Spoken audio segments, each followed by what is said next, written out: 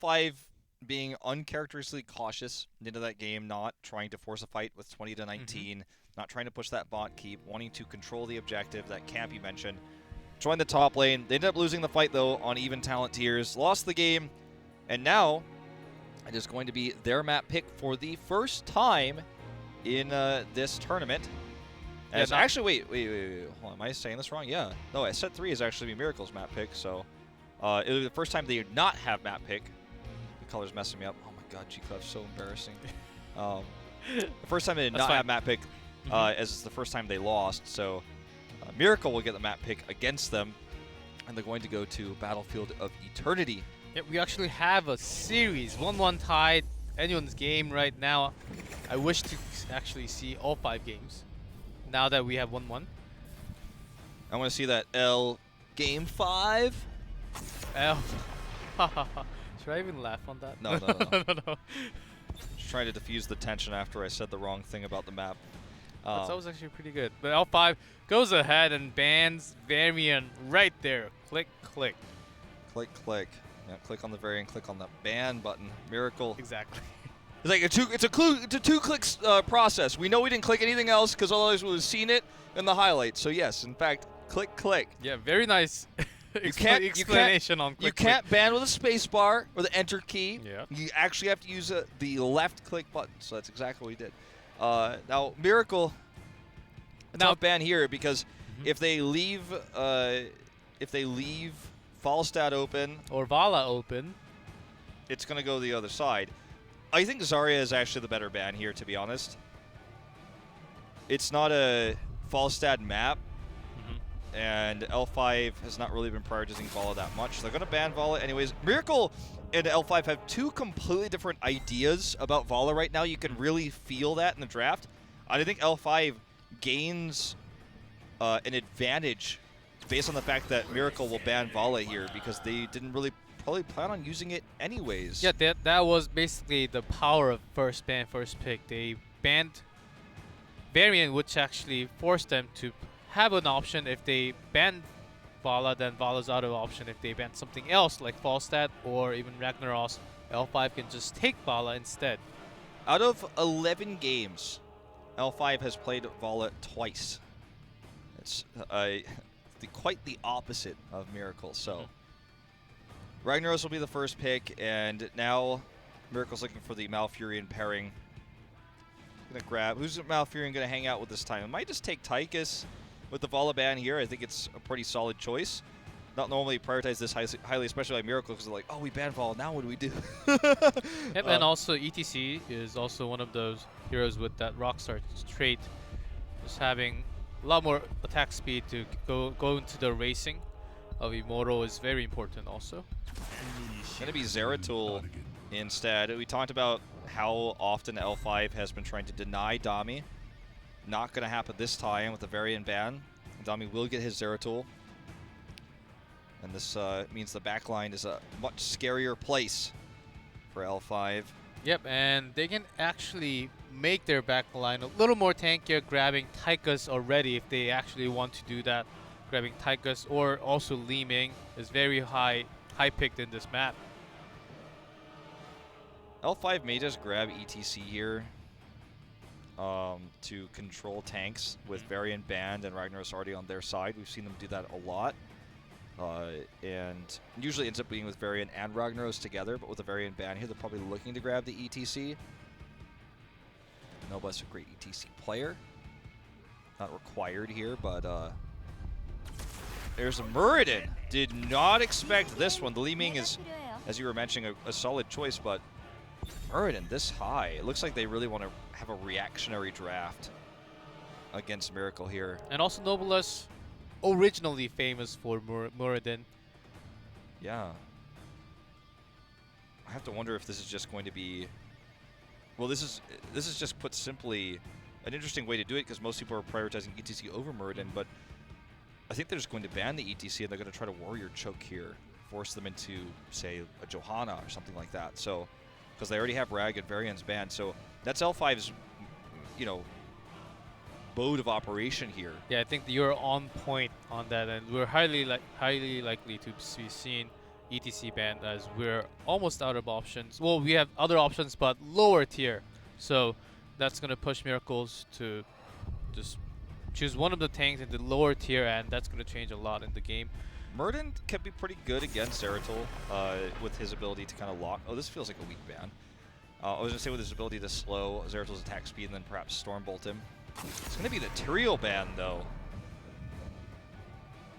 Not the ETC I expected, but still a warrior choke attempt. Okay, maybe the feedback from game number 2, Hong Kong Syria, was pretty good, and then they just want to get that out of their mind right now.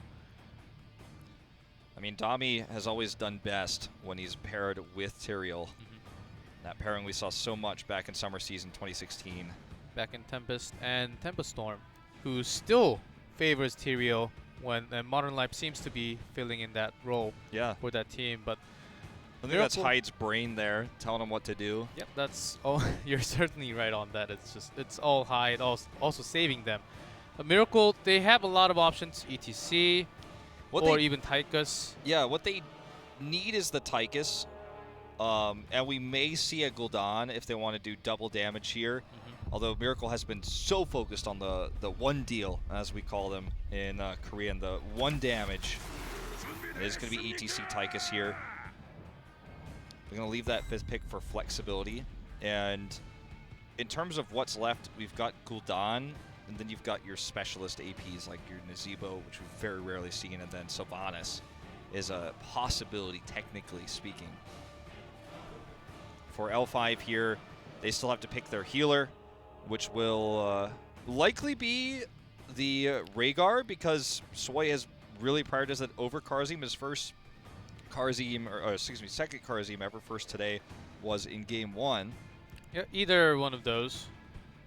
Either one looks pretty good on Soy. I think it's more of a choice what would be the other pick other than the support. I almost wonder if they're going to go Sylvanas. Okay, it's going to be Zarya. And that means it's going to be solo ranged Li Ming. I mean, Zarya, obviously, if she gets energy, we've seen how good that ends up. I think we're going to be Rhaegar here. Let's see if they want to go with Karzim. If Soy's going to make the change. Nope. Still preferring the Rhaegar. By the way, Rhaegar really, or Soy, the only player, the only support player of top 4 teams in Korea right now who's picking Rhaegar consistently over Karzim. He's the only one. Everyone else is going Karzim instead, which makes him a scary support player to play against, especially in terms of drafting. And Rhaegar also does a lot of damage, and you might not know. 1 versus 1 Rhaegar versus Li Ming, Rhaegar wins. I've seen that happen so many times personally. And Miracle, all they have to choose is maybe they can choose one more tank, but they are sort of out of options for tank. Murden was already taken. They chose ETC. Variant's gone. Tyrion's gone. They're looking for a secondary tank, I imagine, because of how Miracle has been playing. But again, I don't feel like a Sylvanas is out of the realm of possibility. Maybe here. A surprising Jaina even. Who knows? That would be amazing. Pretty unlikely, but we'll have to wait and see. I mean, we're really... It's impossible to predict. What's the choice? There's the Jaina. You called it. I said it's impossible to predict. You called it. And you see that crazy moving Jaina, the first Jaina of HGC Korea. We might see Mosh Pit with that as well. There's all sorts of things you could do with Ring of Frost. Yeah, Ring of Frost. If you go into the middle, there's the Mosh Pit. There's nowhere to run other than if you actually are away from it, which will be also hard.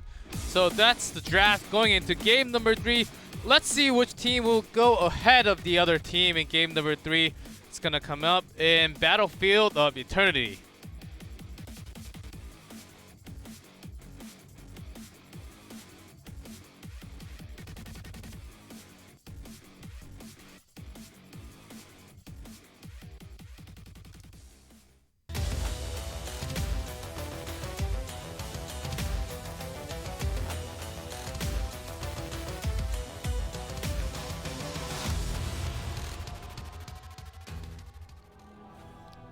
In blue, L5, SC on Li Ming, Nitrogen on Zarya, Junga on Ragnaros, Noblesse on Muradin, and Soy on Rhaegar.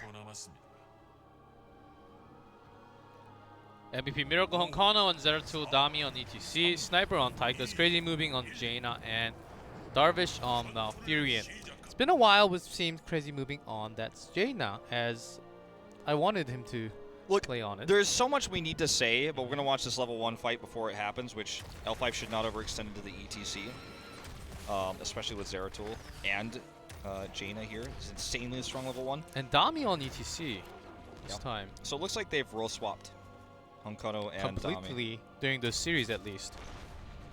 So, anyway, going back to the previous thought, Crazy moving along with Sake with the top 2 Jaina players worldwide back in 2015 and in spring season 2016. Some of the highest KDAs. This was back when Jaina had Bolt and Ice Block early. And also when there was no Leeming before. Yep. So he has a ton of experience playing the hero in televised games. The way that she plays is, with the exceptions of what I just described in terms of the Ice Block and the Bolt in late game, essentially the same. So Crazy Moving is going to have a good showing here. Now, if he can get into position, can flank correctly, he's going to do massive amounts of damage. That's kind of what Jaina does. She's a flanking mage, a burst mage, like the burstiest. It's Noblesse's job to make sure that doesn't happen. And if Noblesse catches Crazy Moving with just one Stone Bolt, that may actually be dead Crazy Moving, because the smash would, I think one smash and a Stone Bolt and maybe one Q from Zarya would be enough for Crazy Moving to be dead. Yeah, I mean, she just doesn't have a large health pool. She doesn't have an escape. She doesn't have Ice Block until 20 now. Improved Ice Block, I should say. It's a little better, because it actually gives her passive anyone nearby when she breaks it. Actually just going to race, and ETC stalling little time. Oh, that was so close. Jaina also does a ton of damage to stationary targets like this Immortal, so that's another reason why she's going to work decently here in terms of damage. It's going to be an invade here for Miracle, though. Dami with a huge power slide. Ton of energy to Nachogen, though. If he lives here, he's going to do so much damage. He gets a kill before he goes down. Honkono survives. A 1-1 trade here. Noblesse body blocking Dami in, but they don't have enough damage to finish him off. Meanwhile, Zeratul dies to Rhaegar. Not entirely sure how that happened off screen, but it certainly did.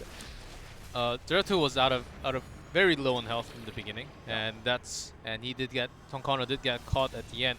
But it is L5 winning the race, as SCSC had tons of damage getting that reset. Something else we haven't talked about with Jaina is we're talking about just Jaina as a hero because we don't see her very often. Like, what does she do? Why was she used before? Why is it not that out of the picture that Crazy Moving himself would play Jaina? The combo with Void Prison is why we saw Jaina a few times actually at BlizzCon even, especially by the Taiwanese teams. Alpha Luma really fucking loving that hero right now, and I just think that if we see the combo setup, like there's Mosh Pit, there's Void Prison, there's Ring of Frost, Twilight Dream, in terms of team fights, watch out, okay? This is going to get a little bit crazy. Yeah, we also saw from BlizzCon, MVP Black against Fnatic, I believe. Fnatic used the Ring of Frost plus Leyline Seal from Medivh. I think that combo actually won them the game. I believe it was Braxis also. Yes. So there was lots of CC like heroic combos with Jaina there. If Miracle can actually land those with Mosh Pit in the middle, and maybe Malfurion comes right in, Twilight Dream just to connect those CCs. Wombo combos, Jung has caught in the middle here, gonna blow up. We've seen a lot of CC combos like Void Prison, Apocalypse, and Twilight Dream. It worked before, I believe it was Mighty also. So you have this setup that if in order for it to work, you either need, in this case it's mostly going to be the Void Prison first, but you either need the Void Prison or the Ring of Frost to lead to the next combo, and this is a good, we couldn't really predict it in the draft, but this is a good lineup for this to work because they have ETC as well, which you would normally think, Stage Dive is the better option on most maps. You make him a global. Mosh Pit's just not that good right now. It's hard to actually make that work. But on this map, suddenly you start thinking, well, it's not as important to have that global, actually. We've got heroes that can line this up for a Mosh Pit. We might be able to just make this work. The key would be if Leeming gets caught in that Mosh or not, because L5 does have some CCs like more than Stonebolt or Zarya, his Expulsion Zone, and even Smash, but with that Wave of Force with such a short cooldown, I think that's going to matter a lot. Ooh, Jungha caught here. So much burst damage. Crazy moving, gets the slow there. Combos those together. His trade, of course, the Frostbite coming in as well. Once Jaina hits 16 as well, don't forget the big power spike she's going to have with her vulnerability on her Cone of Cold. Northern Exposure. That's going to give a lot of extra damage. If anyone's exposed and caught there, it means Tychus does extra damage. The Zeratul is going to be able to pick off these solo targets. Positioning is going to be important for L5. Look at Honkono's position here as well, cutting Jungha off. And Li-Ming also gets caught just a little bit, but heals back. This is a, so far, one Immortal, though. Big time for L5. They have a lot of poke here. Li-Ming is just left to do that poke. Very well protected again, but here comes the pick onto Noblesse. Caught alone, and that's all it takes with the amount of burst that Miracle has. Yeah, but if they actually leave this Immortal, I think L5 has the right pokes. Pretty good damage still to take down this Immortal, so they're not going to do that yet. It almost feels like Sniper needs to, well, they're going to send Honkono. This is more common, but I was going to say Sniper could just come over here and start wailing on it with his auto attacks. Sending Zeratul there is much more common, but it does like essentially relieve the threat. Yeah, having a stealth hero, and if you don't know where that stealth hero is, that gives the pressure to the other team for sure. It looks like Honkono is going to join back the fight as Noblesse is also. He dives right in. Let's see. Noblesse caught here. Oh boy, heals galore, but not enough to save our elite Char and Chieftain here. Sniper's going to be the next to go down. Crazy moving, trying to get the slow there with his passive, as actually there's the stun from the Immortal from Noblesse. Not a ton of shields on this, but L5 just wins out in the end.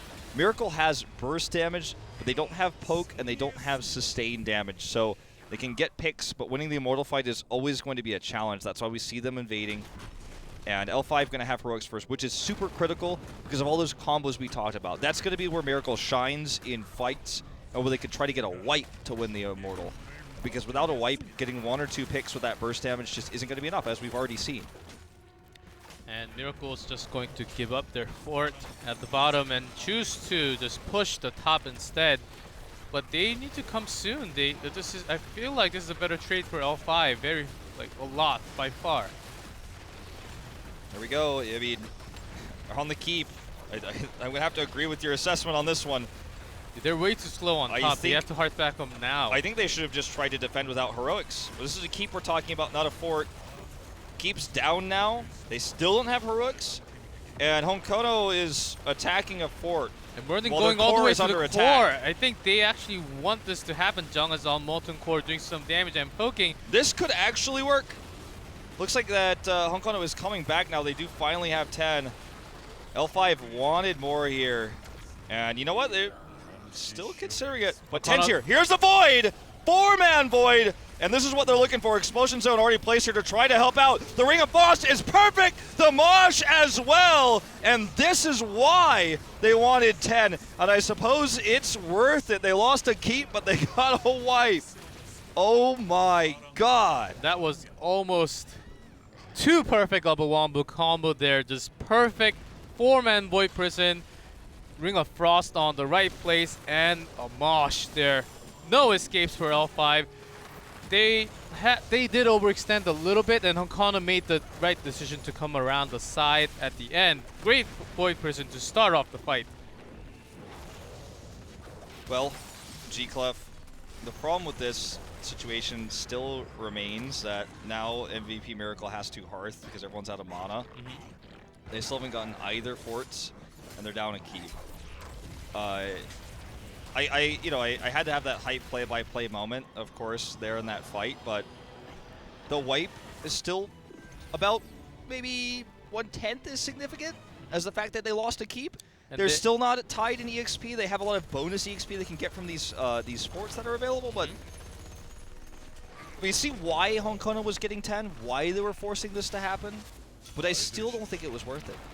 Well, let's see if that was not worth it, because L5 also got some damage off the core. It is 85%, not all the way to 100. Of course, it does get shield over the next 70 seconds, I believe.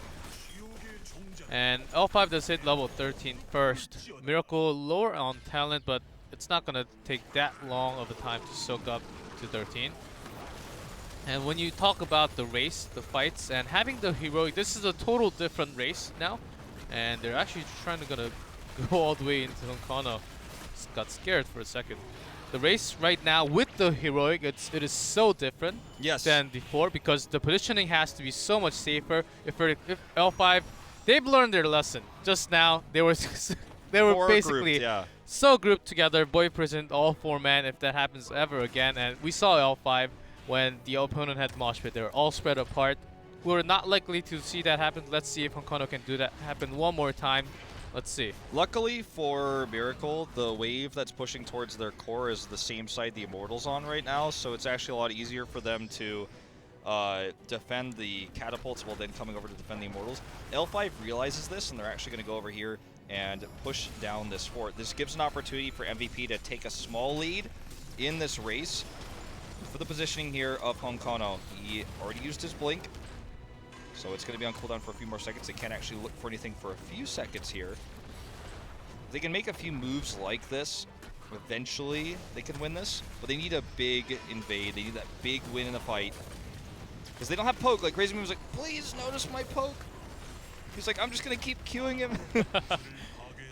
All right, here comes Honkano on the left side. He's in position to try to go for a void. There was a bit of a stack up there. I was worried for L5. Honkano's just standing there stationary, waiting for that perfect moment. Here we go. This could be it. They're all stuck here. He's going to go for it, and he gets all three.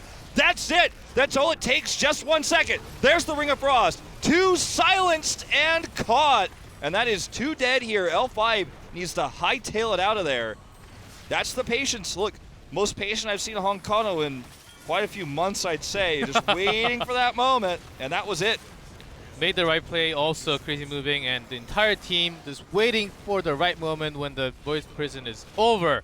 Connected super perfectly, and they're going to win this race for sure. This starts to feel like, I mean, if they could consistently pull this off against L5 of all teams, it almost starts to feel like this should be used by more teams. Like, this starts to feel like this comp should just be so strong if you have a Zeratul that can actually make this happen every time. Especially on Battlefield, and not so much in the other maps because there's so much macro going on, but this map especially, where you are forced to fight, where you have to race for Immortal. Basically, you have to fight. So this was their choice, and Honkano making that play one more time.